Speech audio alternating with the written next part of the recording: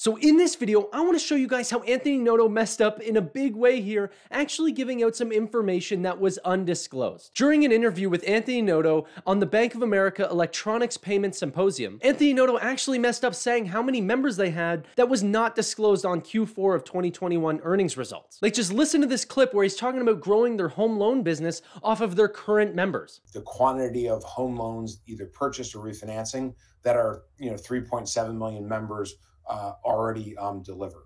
Sorry, Anthony, I didn't quite get that. How many members? Because going off the fact of Q4 2021 numbers, it was actually 3.46 million, not 3.7 million. Now, two things actually could have happened here. One is that he just completely disclosed how many members were of the time of March 22nd. And I'll break down all those numbers and actually show you guys what that would actually lead to in terms of growth numbers for Q1 of 2022. What also could have happened is that he has a much higher amount of members and actually thought that that was Q4 numbers and actually said a much lower number. So let me scooch over a little bit, that way we can actually write on the board and talk about what the information that we know now to try to break down the actual growth rates of this company going forward. So as of Q4 of 2021, we know that they have 3.46 million members, and now as of the time of Anthony Noto actually speaking on March 22nd, they had around 3.7 million members, or that's the number that he actually said. Now, just going from January 1st all the way to March 22nd, that's 80 calendar days, which actually brings us a growth rate of around 0.086%. Now, if we extend that exact same growth rate for the next just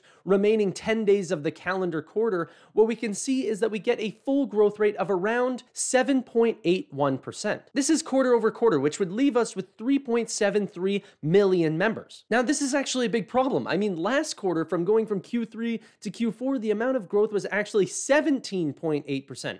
Now we're going down to only 7.8%, okay? A huge difference. Now, obviously, those growth rates are going to slow as we get bigger and bigger, but the actual total amount of members grown should also grow, and that's not happening. Considering that last quarter actually grew 523,000 members from last quarter, now this one is actually anticipating 270,000 for this quarter. But just going off what Anthony Noto told us, which is all we can go off of, this actually leaves us with a year-over-year growth of 63.6% growth year-over-year on our member side. That is much lower than our last consecutive quarters that actually showed somewhere near 80 to 90 to even 100% growth in previous quarters. Now, honestly, this sounds a little too bad to be true.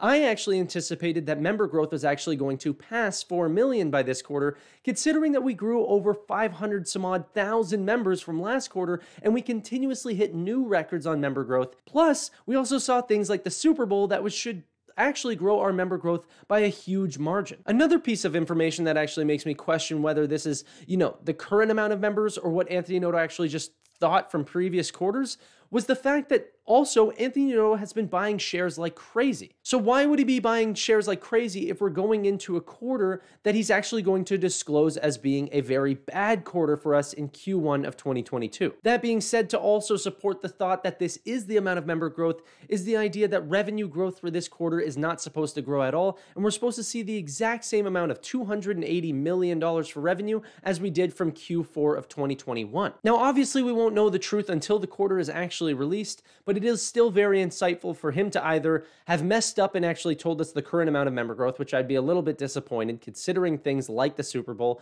or that this is actually what he thought was the quarter because it was so far back that he actually just said 3.7 versus actually saying the 3.4 or 3.5 million, which it actually is. To stay in line with the amount of member growth that I was anticipating for SoFi in my projections, we would need to see around 550 to 650,000 new member growths for this quarter. Okay, 270,000 just doesn't even cut it, and it would be a massive, massive mistake from where they actually were supposed to grow, considering factors like the Super Bowl. Now, this wasn't even the only thing that was super insightful from that Bank of America Electronic Payment Symposium. I actually posted the entire interview on my channel, or at least it was a super cut of that thing. If you want to see that, make sure you guys check that out. But thanks so much for watching. If you could, like the video and subscribe down below if you want to see more financial content just like this.